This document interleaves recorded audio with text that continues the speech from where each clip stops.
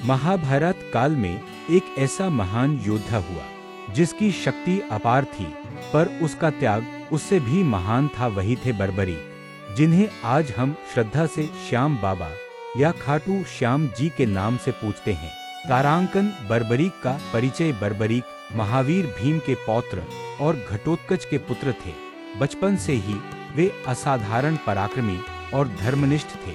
उन्होंने घोर तपस्या कर भगवान शिव को प्रसन्न किया, जिनसे उन्हें 3 अचूक बाणों का वरदान प्राप्त हुआ।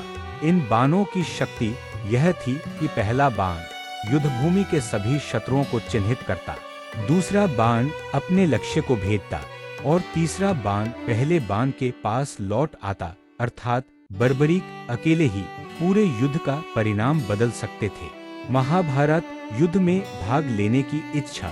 जब महाभारत युद्ध का समय आया तो बर्बरीक भी युद्ध में सम्मिलित होने के लिए निकल पड़े। उनकी माता ने उनसे एक वचन लिया, तुम युद्ध में सदैव हारने वाले पक्ष का साथ दोगे।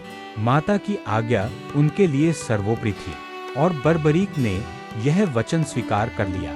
श्री कृष्ण की लीला और परीक्षा। तारांकन भगवान श्री कृष्ण सब कुछ जानते थे। वे समझ गए कि यदि बर्बरीक युद्ध में उतरे तो युद्ध का संतुलन बिगड़ जाएगा और धर्म की स्थापना का उद्देश्य प्रभावित होगा।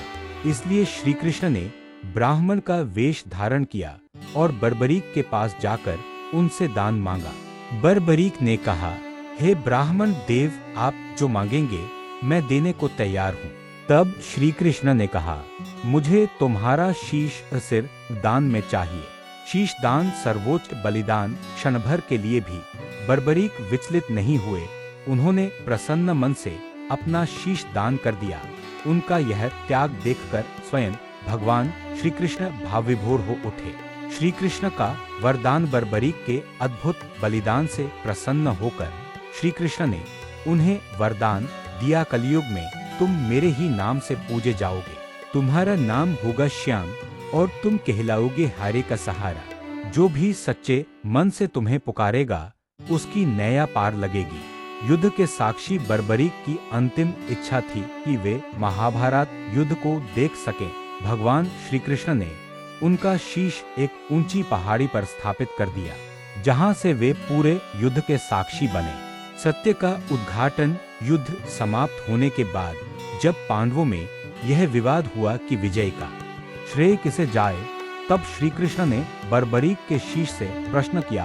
बर्बरीक ने सत्य कहा, यह विजय केवल श्री कृष्ण की नीति, बुद्धि और लीला के कारण संभव हुई। यह सुनकर देवताओं ने पुष्पवर्षा की और श्री कृष्ण ने उन्हें आशीर्वाद दिया कि कलयुग में तुम खाटू श्याम के नाम से प्रसिद्ध होगे। खाटू श्याम मंदिर।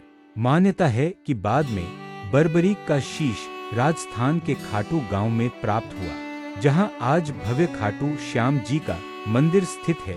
आज भी लाखों भक्त वहां दर्शन के लिए आते हैं और श्याम बाबा को अपने दुखों का संबल मानते हैं। कथा का संदेश। यह कथा हमें सिखाती है कि त्याग सबसे बड़ा धर्म है। अहंकार नहीं, समर्पण ईश्वर को प्रिय है और सच्ची भक्ति से भगवान स्वयं सहारा बन जाते हैं। जय श्री श्याम।